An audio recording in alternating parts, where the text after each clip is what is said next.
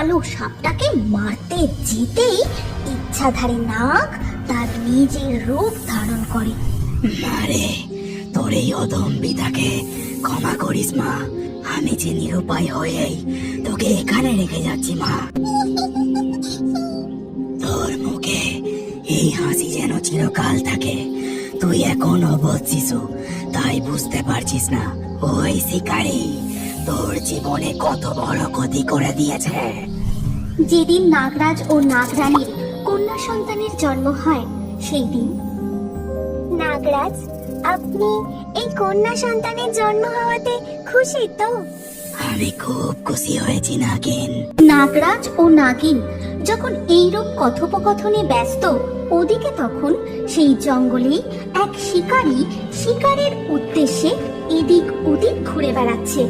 তারপর একটি পাখিকে দেখতে পেয়ে,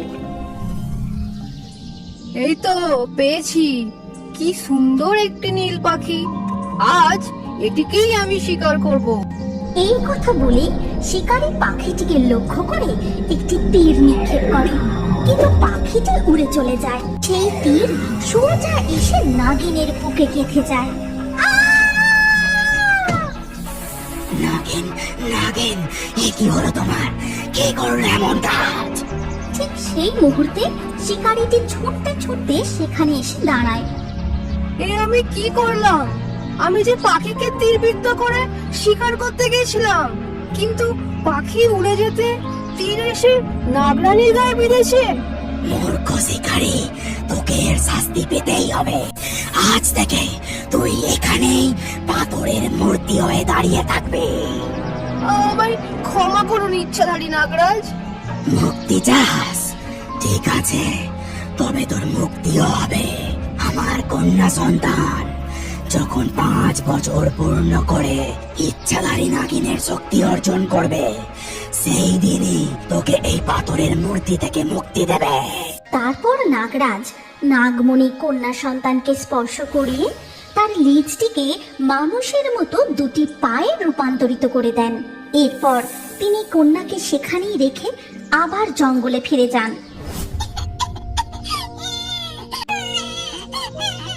কান্নার শব্দ পেয়ে কাঠুরের বউ দরজা খুলে বাইরে আসে। ওগো শুনছো? তাড়াতাড়ি একবার বাইরে এসো, কি সুন্দর একটা ফুটফুটে মেয়ে। তারপর কাঠুরেও ঘর থেকে বেরিয়ে এসে দেখে বলে, ও মা, তাই তো, এ মেয়ে কোথা থেকে এলো গো? তাই এখন থেকে ও আমাদেরই মেয়ে। আমার 4টি ছেলের পর এই একটি মেয়ে, তাই আজ থেকে ওর নাম পঞ্চমী। এরপর থেকে কাঠুরিয়ার পরিবারে পঞ্চমী বড় হতে থাকে। দেখতে দেখতে 5 বছর কেটে যায়। যেদিন নাগকন্যা পঞ্চমীর জন্মের 5 বছর পূর্ণ হবে, সেই দিন হঠাৎ করে পঞ্চমীর শরীর খারাপ করে।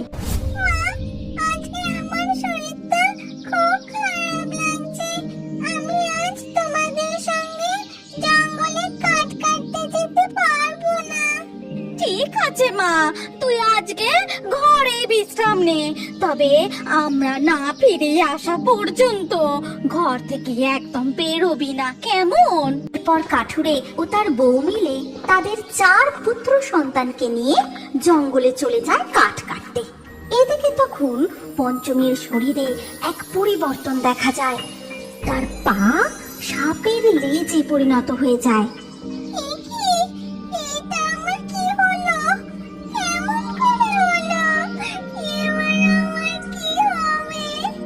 এই দেখে পঞ্চমী যখন ভয় কাঁদতে শুরু করেছে, তখন কাঠুরিয়ার পরিবার তাদের বাড়িতে ফিরে আসে। তারপর তারা ঘরে ঢুকে পঞ্চমীকে ওই অবস্থায় দেখে, এ কি মা পঞ্চমী, এ তোর কি হয়েছে? বুঝতে পারছো না? তার মানে এতদিন ধরে আমরা কোনো ইচ্ছাধারী নাগিনের কন্যাকে বড় করছিলাম। ও নিজের রোগ লুকিয়ে আমাদের ঠকিয়েছে।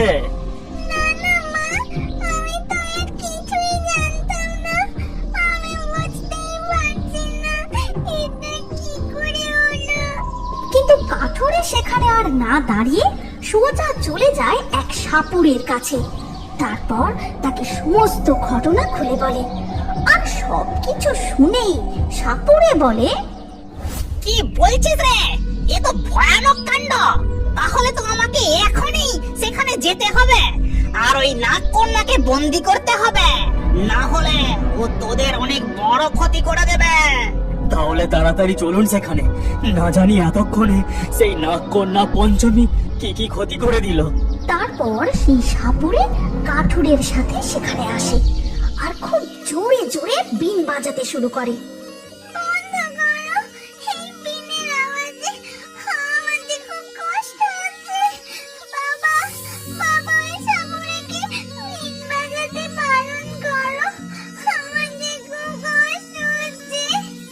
না না, আমি তোর বাবা নই, তুই একটা নাগকন্যা। সাপুড়ে মশাই, আপনি একে আপনার সাথে নিয়ে চলে যান। এরপর সাপুড়ে পঞ্চমীকে দড়ি দিয়ে বেঁধে বন্দি করে।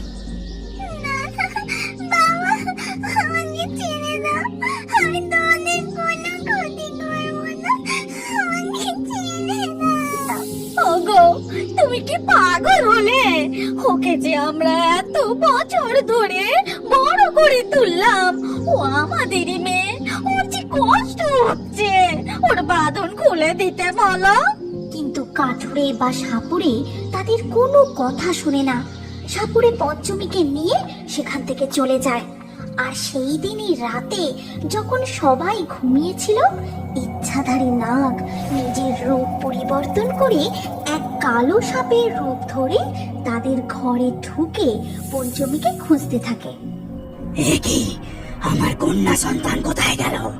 আমি তো তার গন্ধ পাচ্ছি, বুঝতে পারছি যে সে এখানেই ছিল, তাহলে তাকে দেখতে পাচ্ছি না কেন? ঠিক তখনই কাঠুরের ঘুম ভেঙে যায় আর ঘরের মধ্যে কালো সাপটাকে দেখে সে লাফিয়ে ওঠে। তারপর তার হাতের কাছে থাকা কুড়ুলটাকে তুলে নিয়ে কালো সাপটাকে মারতে যেতেই ইচ্ছাধারী নাগ তার নিজের রূপ ধারণ করে। স্তব্ধ হও কাঠুরে, আমি তোমার কোনো ক্ষতি করতে এখানে আসিনি। আমি আমার কন্যা সন্তানকে নিয়ে যেতে এসেছি। বলো, সে কোথায়? ইচ্ছাধারী নাগরাজ, তাকে যে আমার স্বামী ওই সাপুরের হাতে তুলে দিয়েছে। এখন কেমন আছে আমি কিছুই বুঝতে পারছি না। এটা তুমি কি করেছো কাঠুরে? তোমার কাছে সে সুরক্ষিত থাকবে ভেবেই আমি তাকে এখানে রেখে গিয়েছিলাম। আমাকে তাড়াতাড়ি আমার কন্যার কাছে নিয়ে চলো। এরপর কাঠুরে ও তার বউ মিলে নাগরাজকে সাথে নিয়ে সেই সাপুরের কাছে যায় আর সেখানে গিয়ে গাছের আড়াল থেকে লুকিয়ে দেখে সাপুরে পঞ্চমীকে একটি খুঁটিতে বেঁধে তার সামনে আগুন জ্বালিয়ে বিন বাজিয়ে যজ্ঞ করছে।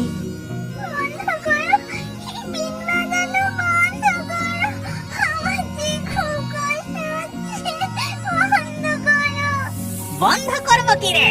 তোকে যখন বন্দি করতে পেরেছি, এবার তোর পিছু পিছু তোর ইচ্ছাধারী মাতা পিতাও নিশ্চয়ই এখানে আসবে।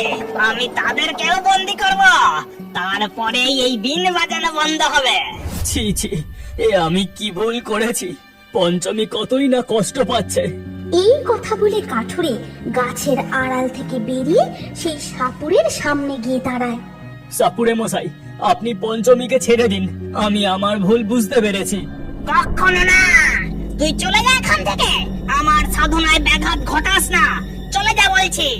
তখনই হঠাৎ আকাশ কালো করে প্রচন্ড ঝড় ওঠে, চারিদিক এলোমেলো হয়ে যায়। এদিকে নাগরাজ গিয়ে সাপুরেকে বিষাক্ত ছোবল মারে আর সেই বিষে সে মাটিতে লুটিয়ে পড়ে আর তার মুখ দিয়ে ফেনা বেরিয়ে আসে। এই গল্পের পরবর্তী পর্ব যদি তুমি দেখতে চাও তাহলে কমেন্টে নেক্সট পার্ট অবশ্যই লিখো।